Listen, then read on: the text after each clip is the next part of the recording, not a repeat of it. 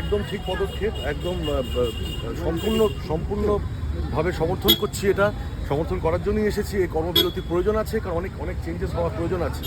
আজকে অরুণোদয় চলে গেছে এবং চলে গিয়ে এমন একটা রেভলিউশন হওয়ার প্রয়োজন, সে রেভলিউশনটা বোধহয় শুরু হয়ে গেছে, আমার এটাই মনে হয়, এবং যেটা হচ্ছে একদম ঠিক আছে। একজন অভিনেতা প্রাণ গেল, তারপরে এটা করতে হলো, তার আগে কি করা উচিত ছিল?